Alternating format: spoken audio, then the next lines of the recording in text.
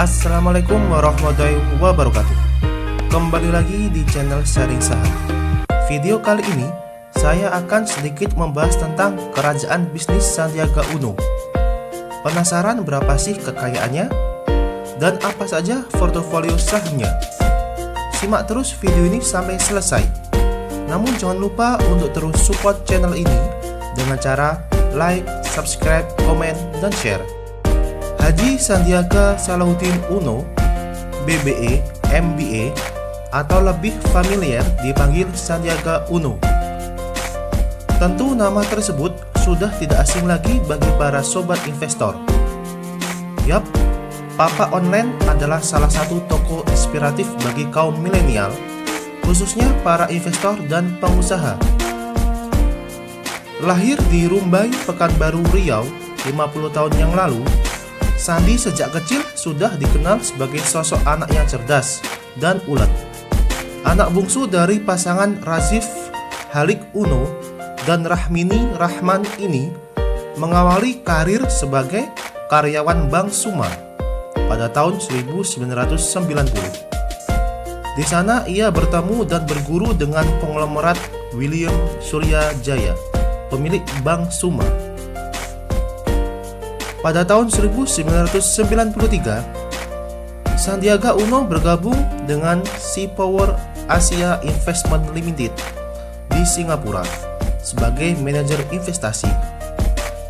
Ia kemudian pindah ke MP Holding Limited Group tahun 1994. Pada tahun 1995, ia pindah ke NTI Resources Ltd di Kanada dan menjabat sebagai Executive Vice President dengan penghasilan $8.000 US per bulan. Namun sejak akhir 1997 terjadi krisis moneter menyebabkan perusahaan tempatnya bekerja menjadi bangkrut. Ia pun pulang ke Indonesia dengan predikat pengangguran. Pada tahun 1997, Sandiaga Uno mendirikan perusahaan penasihat atau konsultan keuangan, yaitu PT Recapital Advisors bersama temannya. Kemudian ia bertemu dengan Edwin Surya Jaya, putra William, bersama-sama mendirikan perusahaan bernama PT Saratoga Investama Sedaya, Tbk. Mekanisme kinerja perusahaan tersebut adalah menghimpun modal investor untuk mengakuisisi perusahaan-perusahaan yang mengalami masalah keuangan, lalu dibenahi, dikembangkan, dan dijual kembali dengan nilai yang lebih tinggi. 3 sektor utama portofolio PT Saratoga Investama Sedaya Tbk adalah sumber daya alam, infrastruktur, dan konsumer. Sektor sumber daya alam. 1. PT Adaro Energi Tbk dengan subsektor batubara dan energi. Tahun investasi 2002. Mempunyai kepemilikan saham sebesar 43,91% melalui PT Adaro Strategic Investment, di mana Sandi juga menjadi salah satu pemegang saham di sana bersama Edwin Surya Jaya. 2. Intra Resources dengan subsektor minyak dan gas. Tahun investasi 2012. 3. PT Merdeka Copper Gold Tbk atau dengan kode saham MDKA dengan subsektor emas dan tembaga. Tahun investasi 2014.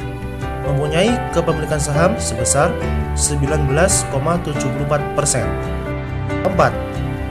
PT Provident Agro Tbk atau dengan kode saham PALM dengan subsektor perkebunan kelapa sawit. Tahun investasi 2012 dan mempunyai kepemilikan saham sebesar 44,88%. Yang kelima, Sihayo Gold Limited dengan subsektor emas dan tembaga. Tahun investasi 2012. Sektor kedua, infrastruktur. Mempunyai beberapa saham di beberapa perusahaan di sektor infrastruktur. Yang pertama, PT Nusaraya Cipta Tbk atau NRCA dengan subsektor pembangunan jalan tol dan konstruksi. Tahun investasi 2006. Mempunyai kepemilikan saham sebesar 6,97%. Kedua, PT Tower Bersama Infrastruktur Tbk atau TBIG dengan subsektor telekomunikasi. Tahun investasi 2004. Total kepemilikan saham Saratoga melalui anak perusahaannya yaitu PT Wahana Anugrah Sejahtera mempunyai kepemilikan saham sebanyak 29,16%. Yang ketiga, sektor consumer mempunyai beberapa saham di beberapa perusahaan. Yang pertama, di Rumah Sakit Awal Bros. Tahun investasi 2016. Yang kedua, Deltomed dengan subsektor herbal medicine. Tahun investasi 2017. Yang ketiga, MGM Bosco Logistik dengan subsektor cold chain logistik. Tahun investasi 2016. Dan yang keempat adalah PT Mitra Pinastika Mustika Tbk atau MPMX, subsektor otomotif. Tahun investasi 2010 dan mempunyai kepemilikan saham sebesar 52,21%. Adapun hingga akhir Februari 2020, pemegang saham Saratoga terdiri dari PT Unitras Pertama sebesar 32,72%, Edwin Surya Jaya sebesar 31,87%, Sandiaga Uno sebesar 21,5%, serta selebihnya pemegang saham lainnya dan treasure sebesar 13,9%. Pada tahun 2019, PT Saratoga Investama Sedaya Tbk mampu mencetak laba bersih sebesar 7,3 triliun rupiah. Laba tersebut didapat dari keuntungan saham dan dividen di market dari beberapa perusahaan, antara lain PT Tower Bersama Infrastruktur Tbk (TBIG), PT Adaro Energi Tbk, PT Merdeka Copper Gold Tbk, dan PT Mitra Minastika Mustika Tbk. Oke, terima kasih sudah menonton video ini sampai selesai. Semoga bermanfaat. Terus support channel kami dengan cara like, subscribe, komen, dan share. Wassalamualaikum warahmatullahi wabarakatuh.